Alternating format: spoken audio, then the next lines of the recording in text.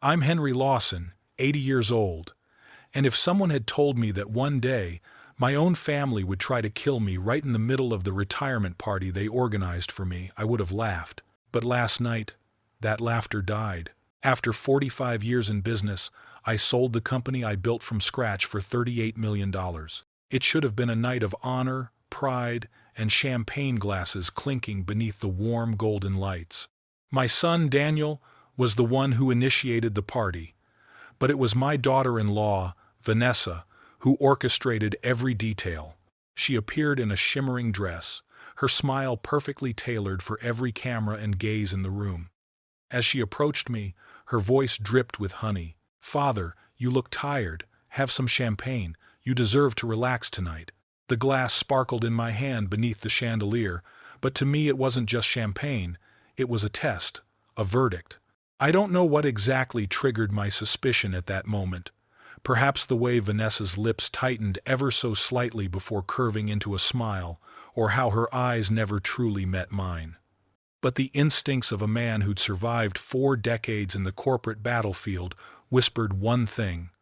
Something was terribly wrong. And I was right, because that night, amidst the laughter and the toasts, a carefully planned poisoning began to unfold, and the chosen target was me. If you're watching this video, hit like, subscribe to the channel, and comment the name of the city you're watching from. Because what I'm about to tell you next will make you question the very meaning of family. When someone tries to poison you at your own celebration, you feel it especially when that someone has always looked at your bank account the way a starving man looks at a feast. That night, my house glowed with warm golden light, the kind that was supposed to evoke peace, but to me, it was blinding, as if it illuminated truths that were never meant to be seen. Laughter, clinking glasses, and smooth jazz filled the air. Yet beneath all that sound, I heard something else, a silence that only appears when the instinct to survive begins to scream. The room was thick with the smell of alcohol, perfume, and scented candles blending into a nauseating sweetness. Or maybe it wasn't the air that made me sick, maybe it was my intuition trying to warn me. 2 hours earlier, my son Daniel had insisted on hosting this party. "Dad, you've worked your whole life. It's time to let go a little. Let us take care of things." He said it with those brown eyes I once believed were honest, the same eyes that had convinced me to sign more checks than I could count. "Let Vanessa handle everything," he added. "All you need to do is relax and enjoy." I should have been suspicious right then. The woman who used to complain about washing dishes had suddenly transformed into Martha Stewart, arranging flowers, polishing crystal glasses, wiping invisible dust off the table, as if her entire existence depended on this event. And perhaps it truly did. The evening unfolded perfectly. Around 30 guests, old colleagues, a few neighbors, and relatives. Vanessa had even hired a private bartender. "Nothing is too luxurious for you, Henry," she said sweetly, her tone so sugary I had to swallow back my discomfort. "You've lived such an admirable life. Now just relax and enjoy it. Before it's too late." Before it's too late. Those words echoed in my mind like the scraping of a knife on porcelain. I was talking to an old business partner when I saw her standing by the champagne table in the corner. The chandelier light reflected off a small glass vial in her hand, clearer than water, thicker, shimmering faintly with a serpentine green hue. She glanced around, checking every gaze, then tilted the vial.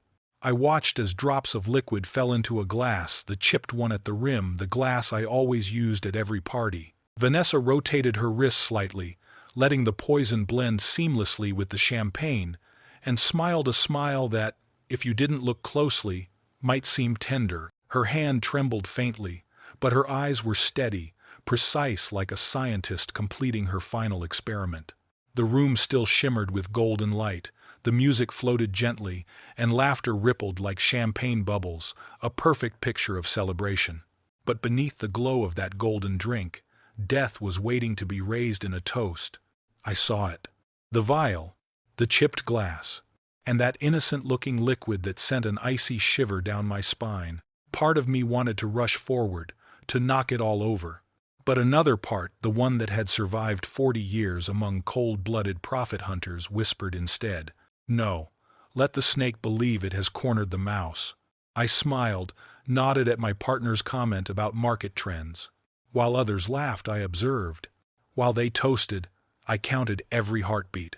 And when Vanessa returned, holding out that glass of champagne, her voice was once again as soft as silk. "Father, you look tired. Drink. You deserve it." I lifted the glass, but I didn't drink.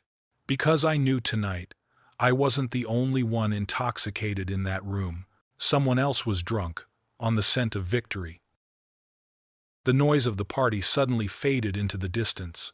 Only the sound of my heartbeat remained slow, steady, like a drum echoing through the night. I knew what was coming, and the one bringing it approached with a gentle smile, soft as silk, hiding the blade beneath.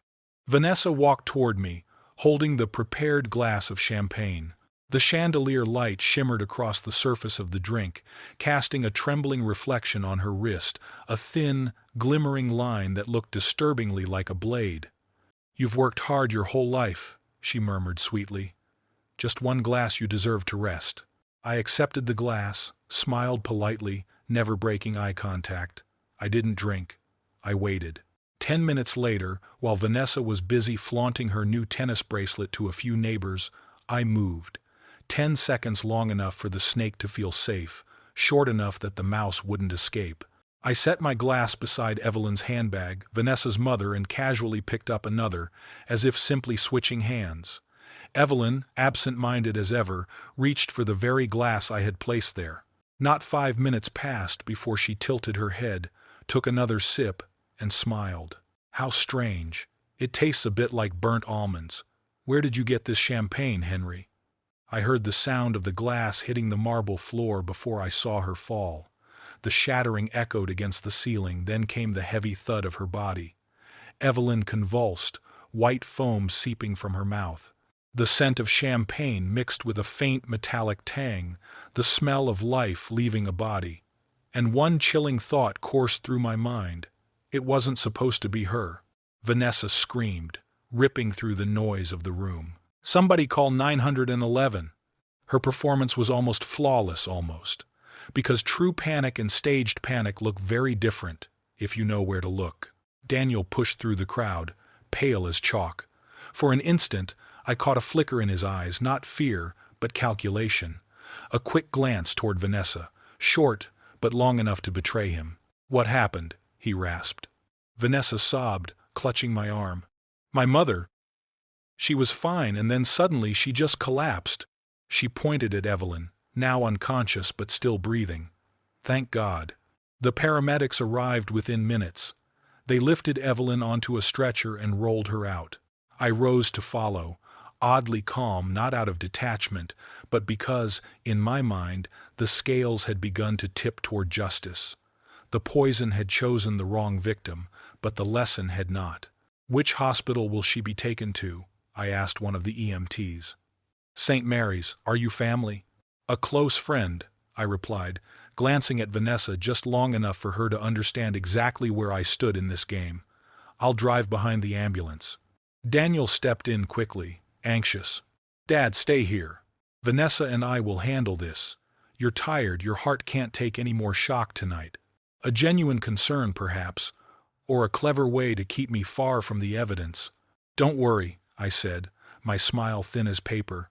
"My heart's beating just fine, especially when it gets to witness this kind of filial devotion." The hospital was cold and sterile, white as a surgeon's blade. Vanessa sat hunched over, her crimson evening gown now looking like a smear of blood across the tiled floor. Daniel stared at his phone, which vibrated non-stop, though he didn't dare answer. I stood close enough to overhear the doctor whisper to a nurse. "Acute poisoning. Cause undetermined.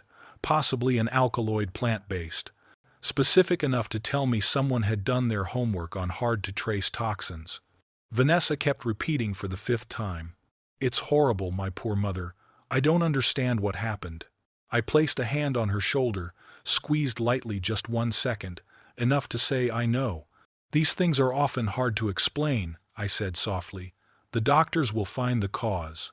Then, almost offhandedly, Good thing she didn't drink much champagne, just a few sips before she collapsed. Her step faltered, barely noticeable to anyone else.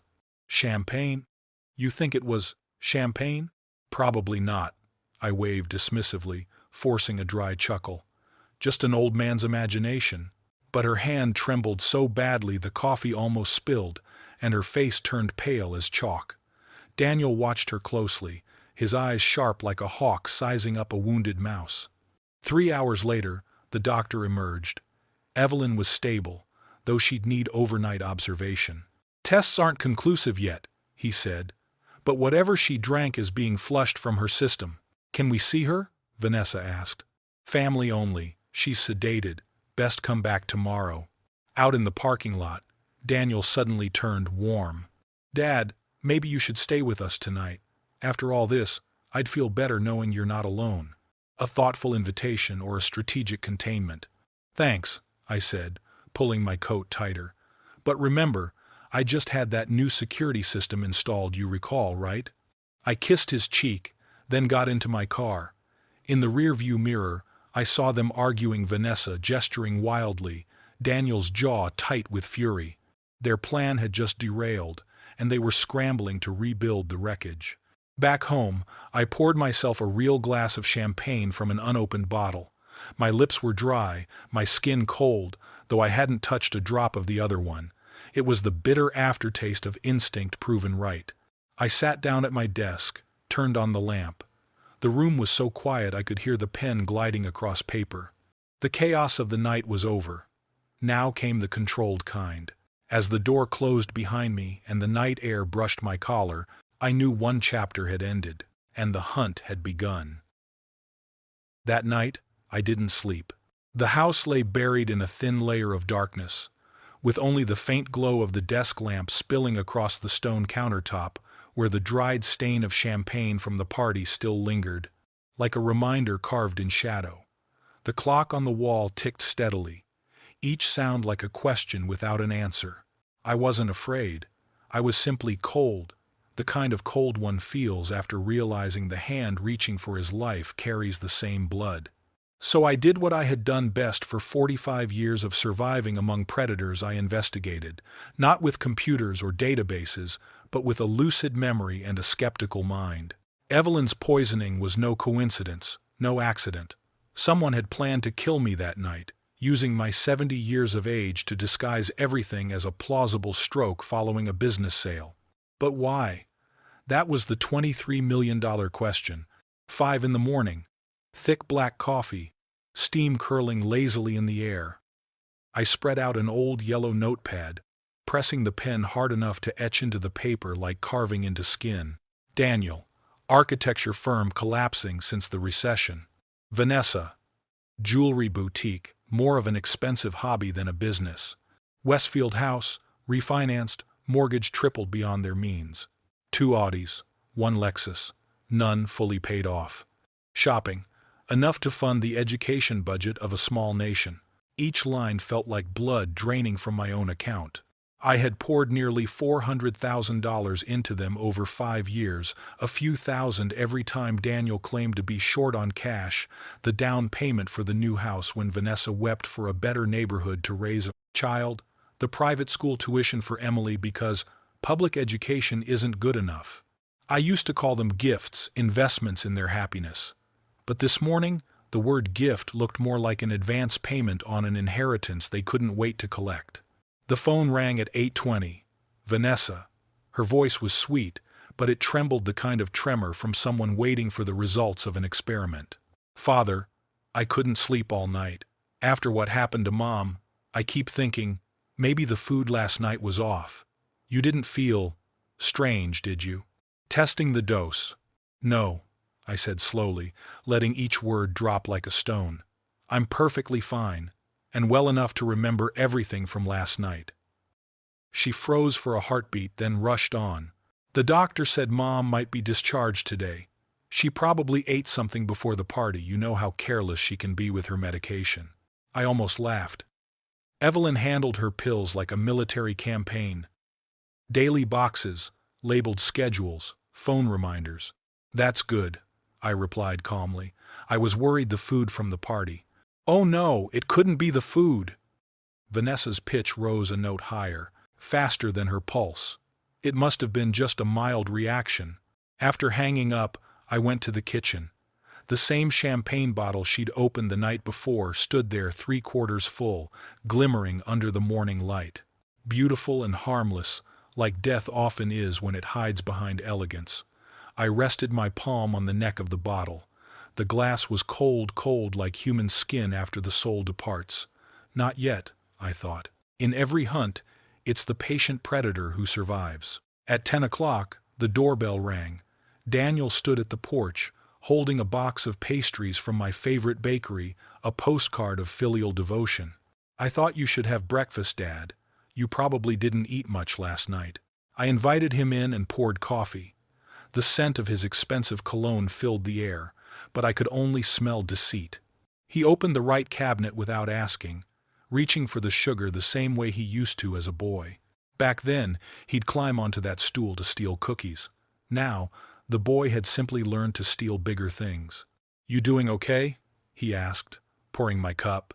Fine, I answered, watching the swirl of foam, a spiral that looked exactly like the whirlpool of greed devouring my son. We sat across from each other, letting silence do its work. The clock ticked. Sunlight crept past the curtain edge. Inside, something between us had died, and not everyone knows how to bury a corpse that invisible. Tonight, I won't sleep again. Not out of fear, but because it's time to see how the vultures in my family plan to play their next move. And if needed, the remaining bottle of champagne will know how to speak, in the language of the laboratory. The spoon tapped gently against the cup. Tick, tick, steady, like a countdown.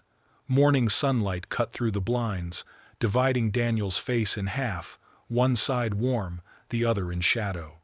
The smell of slightly burnt coffee lingered, mingling with the faint metallic scent of a sleepless night.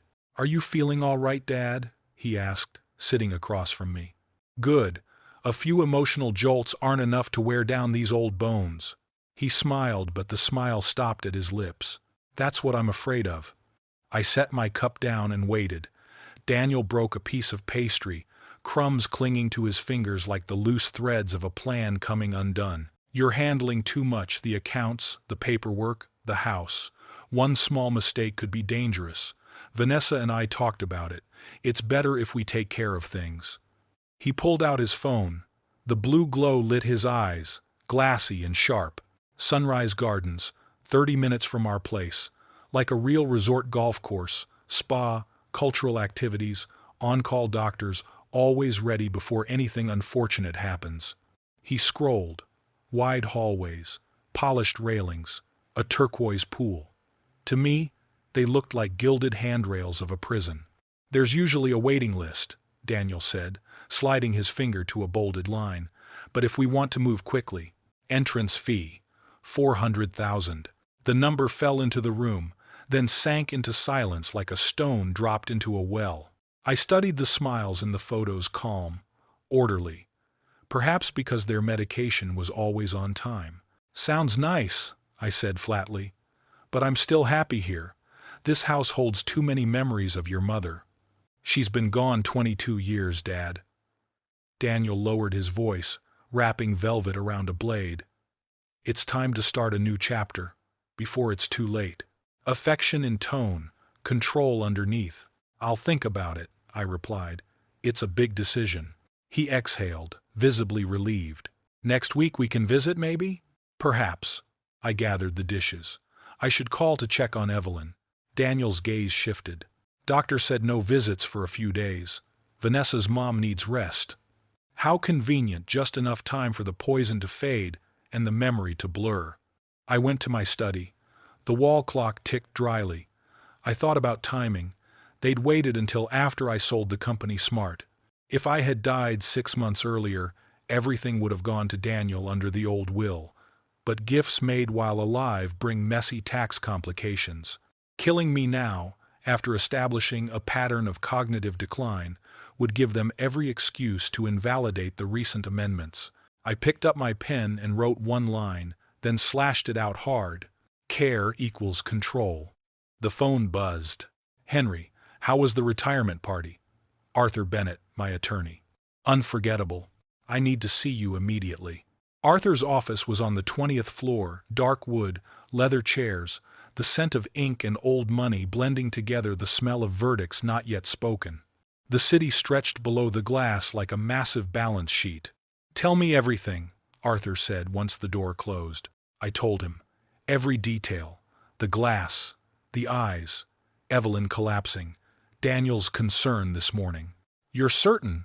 As certain as I'm sitting in this chair. Arthur tapped his pen against his lips, his tone cold and surgical. The issue is intent. Vanessa could claim she added a harmless supplement to the drink. Without testing the remaining bottle, we lack hard proof of attempted murder. Even if it's poison, she could argue it was meant for someone else. The bigger threat, he continued, is capacity. Your age, living alone, post-sale stress enough to build a case for cognitive decline. Once they secure guardianship, they control you and your assets. The picture of the resort came into focus. A luxury cage. What should I do? Lock every door, Arthur said, his tone crisp as a judge's gavel.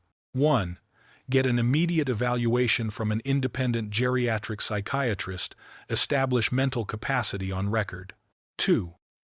Restructure your trust so any challenge triggers reversal clauses. 3. Update medical directives specify exactly who can and cannot make decisions. 4.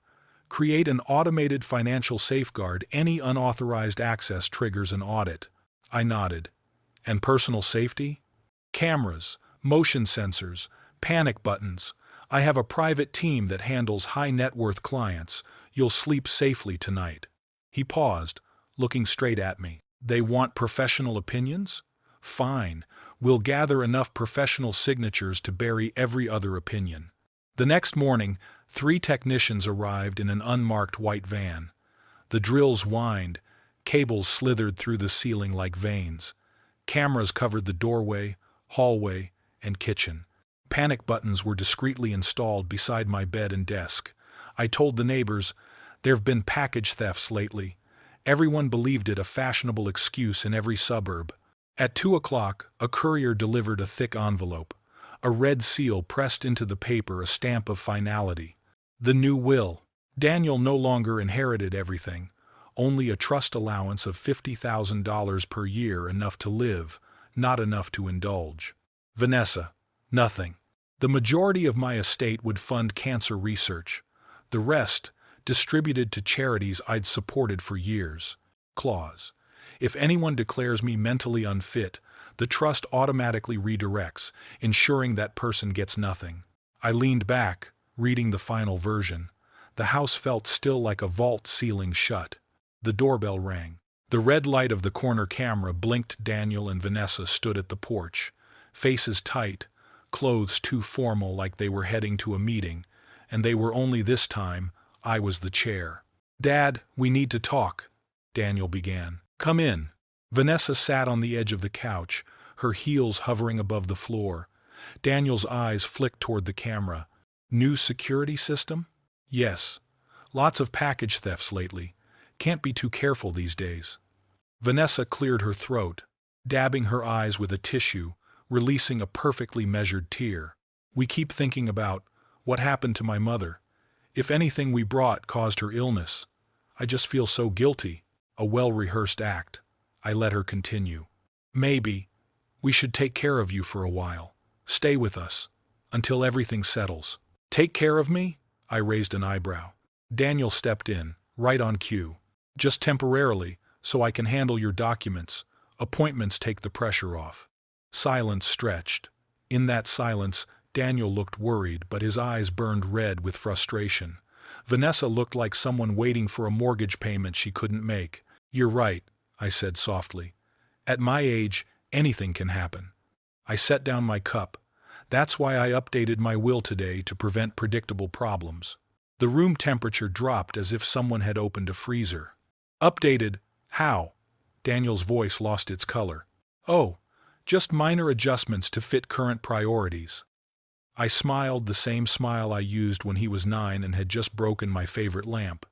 You know how the process works. The silence thickened. I could almost hear their script cracking apart. Well, I'm sure whatever you decided is for the best, Vanessa forced out, her voice strained. I'm sure it is. They stood up faster than they should have.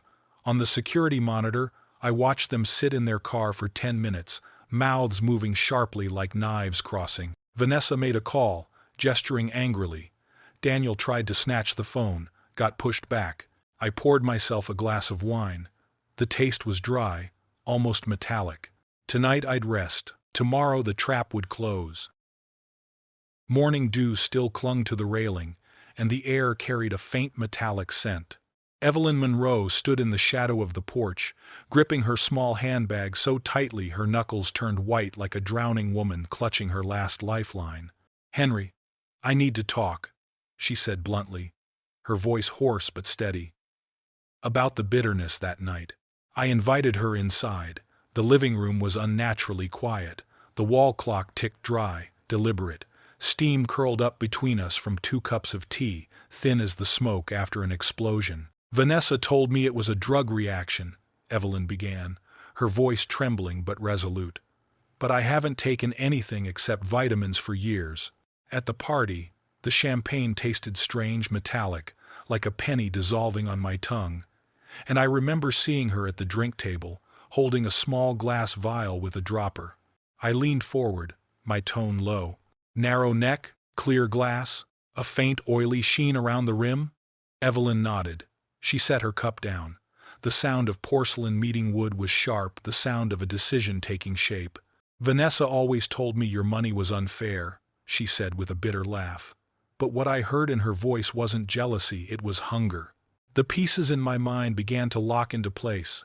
I looked at her and spoke slowly. "Last night I chose to live, and I chose who would live in my place." I switched the glasses. Evelyn froze. The blood drained from her face. "My God, she meant to kill you, and I almost died instead." "The poison chose the wrong victim," I said evenly, "but the lesson didn't." We sat in silence, letting the shock settle. The morning light streamed through the blinds, painting long stripes across the carpet. Finally, Evelyn lifted her head. "What are you going to do?" "Give them exactly what they want," I said, "a signature and authority only on a document I write." She looked at me, eyes glimmering as if she'd just found something solid to hold on to. The porch shadow was now behind her, and inside the room, the light had taken over, exposing everything. I called an old contact. 3 rings. Rachel Porter speaking. "Rachel, I need a personal favor. I want the professional truth, not the polite version. Everything on Daniel bank accounts, credit cards, investments, loans, spending habits. This is family business, Henry. Truth is still truth. Give me 72 hours. I closed the phone. The clock kept ticking, but its rhythm felt half a beat faster. That noon, sunlight sliced through the restaurant glass, laying thin golden bars across the table. The clinking of cutlery sounded like pens scratching over contracts. Daniel Lawson arrived early, his restlessness barely concealed. His thumb kept stroking the edge of the worn leather menu, the fidget of a man trying to hide anticipation. "How are you feeling, Dad? I was worried when you called. I've been thinking about what you and Vanessa said about safety and preparing for the future." His eyes lit up instantly. "And you think we're right?" "I called Sunrise Gardens this morning." "That's wonderful. You'll love it there. They're very professional." "They have an open spot," I said evenly. "But it has to be finalized soon. Deadline's Friday." He leaned forward, voice tight but controlled. "No problem, Dad. As long as your affairs are managed properly, I'll feel better." "I want all paperwork handled precisely," I replied, watching him unconsciously straighten the knife beside his plate. "The facility requires each resident to list a legal representative. I think you're the most suitable person." He looked up, voice quivering with excitement. "Of course, Dad. You just need to sign a power of attorney. I'll take care of everything." I smiled a light smile, just enough to be mistaken for gratitude. I laid the menu on the table as if placing a chess piece. "So we agree then you'll be my representative. representative, for my next move. He didn't catch the second meaning. But I heard it clearly, like the tick, tick of a clock counting down to 72 hours, when the truth would surface. They loved the sweetness of power, but soon I would let them taste its bitterness. Thursday morning. The phone buzzed on the cold stone counter. Rachel Porter's voice came through the speaker, thin, metallic, and sharp as steel. A blade of sunlight slashed across the wooden table, gleaming like a knife. "They're drowning in debt, Henry," Rachel said.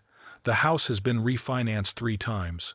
2 mortgages, 1 HELOC completely maxed out. Credit card debt over $100,000. Still able to pay?" I asked. "No. Daniel's been in the red for 2 years. They're using one card to pay off another, the classic move of financial desperation. And there's more. 6 months ago, Vanessa took out a $600,000 life insurance policy on you. Beneficiary, herself." The warmth drained from my body. For a moment, I felt like an object with a price tag attached. "Legal?" I asked. "She declared a legitimate insurable interest as your daughter-in-law and caregiver. The insurer probably assumed Daniel was the real beneficiary, and she just signed the paperwork. Henry, this plan wasn't made overnight. They've been working on it for months." Rachel lowered her voice. "One more thing, a Dr. Richard Steinberg shows up in Daniel's statements. He's been sending him small payments every month for 3 months, a few hundred each time. Consultation fees, supposedly." "Let me guess," I muttered, jotting a note. "Prepaid diagnosis." "I didn't say that," Rachel replied flatly. "But nobody falls into bankruptcy by accident. Some people prepare to collapse." I hung up. The sunlight on the table glimmered like a blade, reminding me the net had already been cast. By afternoon, clouds pressed low. The dining table became my war desk. Files spread open, invisible ink, linking power of attorney to Sunrise Gardens. Daniel slid a folder toward me. "Standard procedure, Dad. This power of attorney just lets me handle things for you, avoid small mistakes becoming big ones." I read every line as if examining a knife's edge. The phrase "immediate authority" glowed faintly under the light. Daniel's finger traced it slowly, like a man testing the sharpness. "Seems broad," I said. "Do I really need to hand over that much control?" Daniel's answer came quick. "Just precaution, Dad. At your age, it's safer for someone younger to handle finances." At your age. The nail they kept hammering into the coffin they'd built for me. I turned to Vanessa. She was typing on her laptop, each keystroke like a nail sealing my vault. "And if I change my mind about moving into Sunrise Gardens?" I asked. Vanessa smiled politely. "Leaving would just be complicated. That's all medical evaluations, waiting lists, all for residents' safety." "How odd," I nodded. "A precautionary document that takes effect immediately." "Dad, we have to move fast," Daniel urged, impatience showing through his calm. "They need the deposit by tomorrow." "I'll give you my answer in the morning," I said. After they left, I called Arthur Bennett. "Steinberg?" he repeated. "Geriatric psychiatrist, specializes in competency evaluations for seniors, and flexible to family requests. Can you buy a diagnosis?" "I didn't say that," Arthur replied dryly. "But I've seen cases where his reports were used to secure guardianship and seize control of assets." The full picture clicked into place. "Move me into Sunrise Gardens for my safety, get financial power of attorney if I resist, use a loss of capacity report to strip my rights." Clever. If I hadn't seen the poison in my glass that night, I might have walked into the trap myself. "Arthur," I said, "prepare something for me, before tomorrow morning." "What kind of something?" "A lesson, in writing." That night, I reviewed the plan. The net had to close perfectly. Saturday morning. Mist hung low, the air so damp that the doorbell's chime sounded heavy like a sentence being read aloud. 10 o'clock. Daniel and Vanessa arrived, dressed like they were attending a board meeting. I placed the signed, notarized Sunrise Gardens documents on the table. "I think you were right," I said calmly. "Time to start a new chapter. And here the power of attorney." Daniel's hand trembled slightly. "A wise decision, Dad. You won't regret it. We went over the finances for nearly an hour. I recited account numbers and access codes all to decoy accounts, while Vanessa typed rapidly, occasionally glancing at Daniel, their eyes glittering like children convinced Christmas had come early. There's just one last thing, I said, closing the folder. I need to sign a few tax forms with my attorney before transferring funds. He's on his way. The doorbell rang. But it wasn't Arthur. Detective Nora Hayes stood on the porch, her dark coat speckled with fine rain, a fellow officer beside her.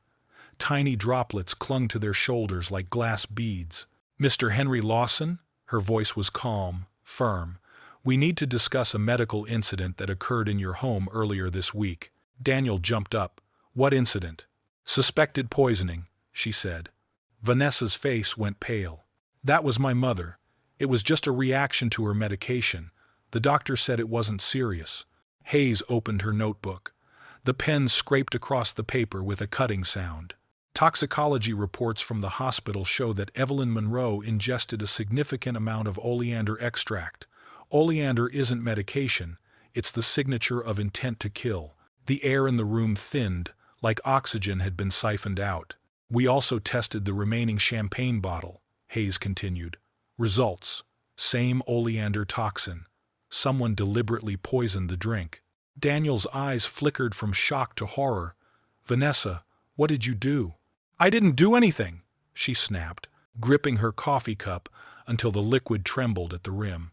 Why would I poison my own mother?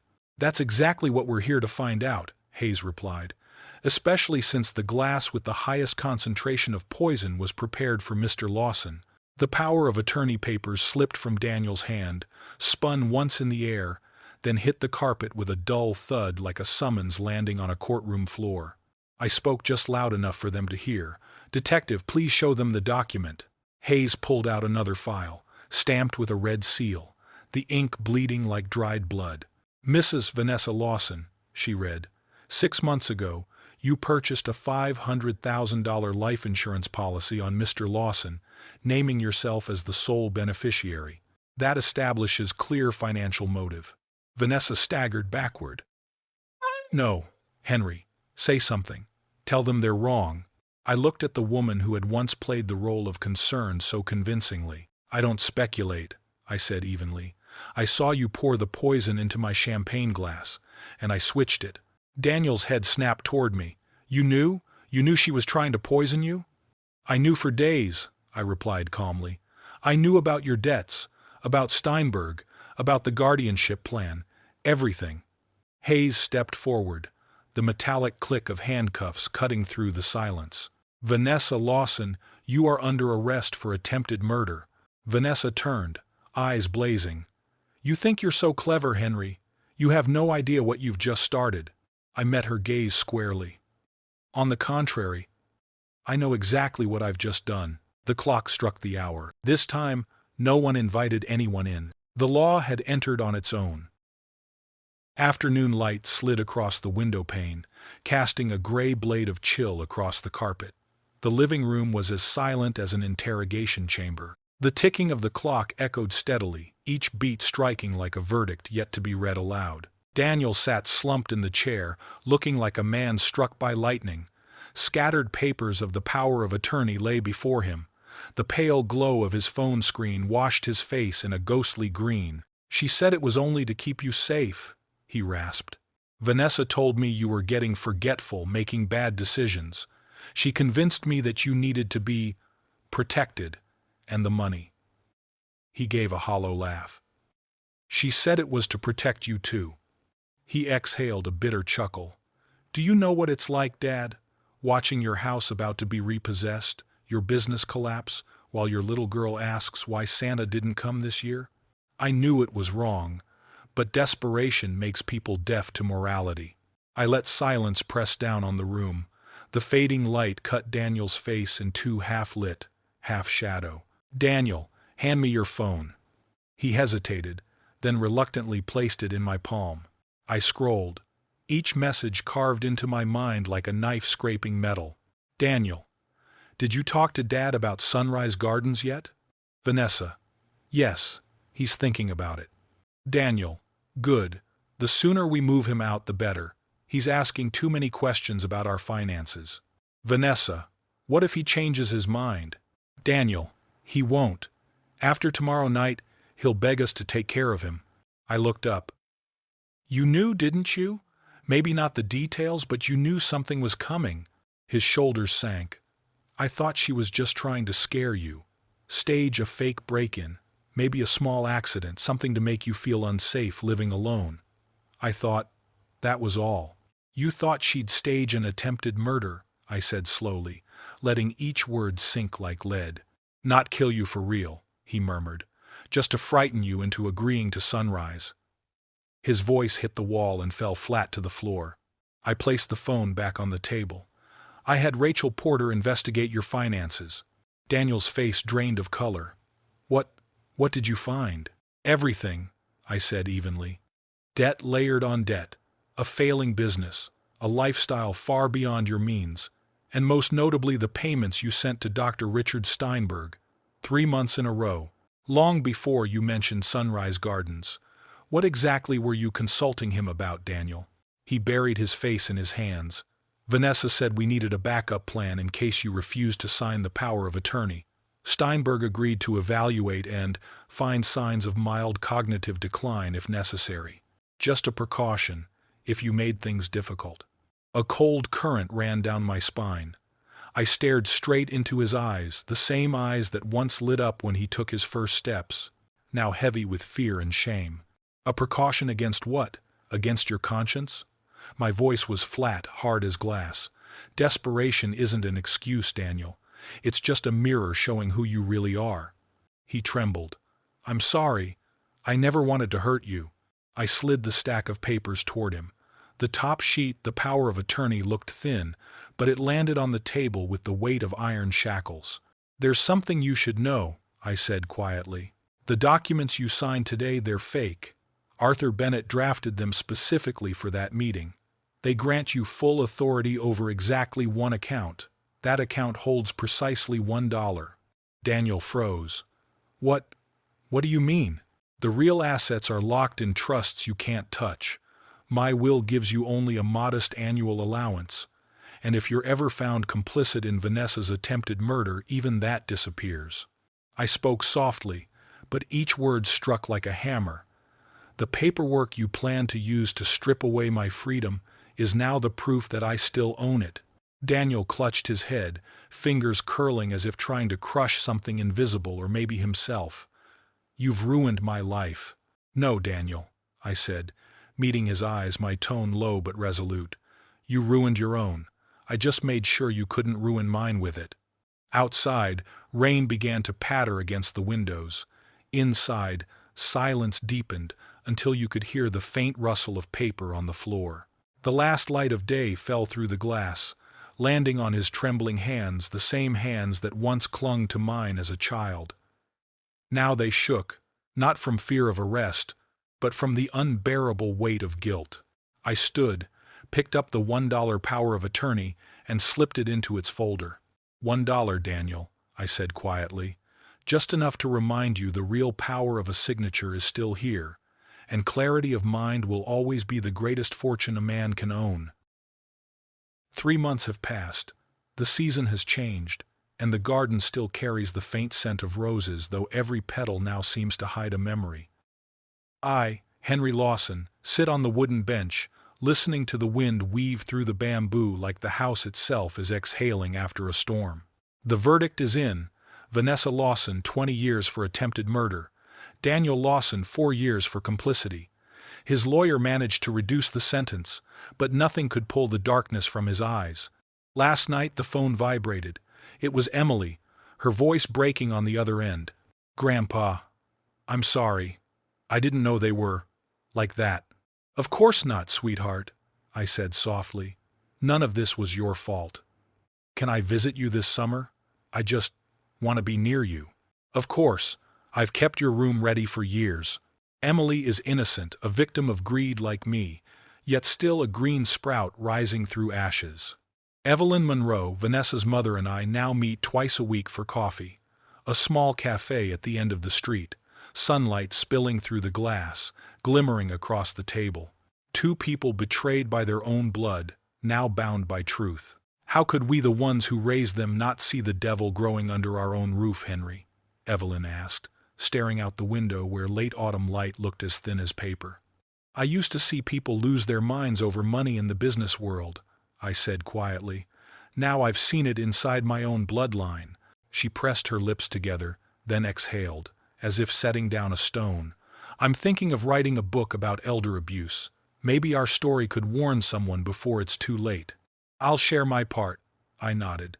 Not out of bitterness, but for the ones who come after. The doorbell cut through the afternoon. On the security screen stood Arthur Bennett, his coat dotted with raindrops, his leather briefcase catching the reflection of golden light. Good news, Arthur said, removing his coat as he Saturday. The insurance company has voided the policy Vanessa took out in your name. Her conviction for attempted murder invalidates the contract. All premiums are being refunded. I'm guessing there's more? Yes. Daniel's creditors are seizing all his remaining assets, including the house you once helped them buy. They asked if you'd like to join the auction. I pictured the granite countertops, the arched ceiling, all the things they'd once coveted so desperately. No, I shook my head. Let someone who earned it honestly have it. Arthur slid another document across the table, the red seal pressed deep like the mark on a vault. The restructuring of your trust is complete. Your assets are permanently protected. Only your written signature can unlock it. And if anyone ever declares you mentally unfit, the trust automatically transfers to the charity you designated. I clasped my old friend's hand and smiled. Thank you, Arthur. You've just closed the final lock. When he left, I poured myself a glass of red wine. Sunset spread across the window. The sky turned from gold to rose. In that stillness, I understood. Money reveals both the best and the worst in people. Unfortunately, it exposed the worst in my family. Yet it also showed me I was stronger than I ever believed, sharp enough to see through deceit, steady enough to stop it, and resilient enough to rebuild my life without them. The phone lit up again. A message from Emily.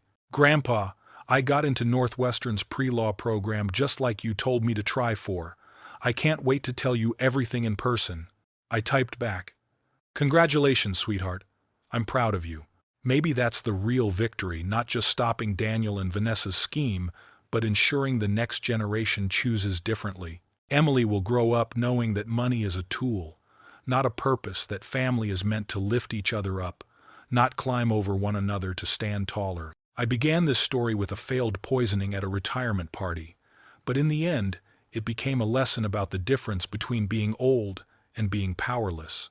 I'm 70 and far from weak, and anyone who ever doubts that, as Daniel and Vanessa did, will learn a costly lesson.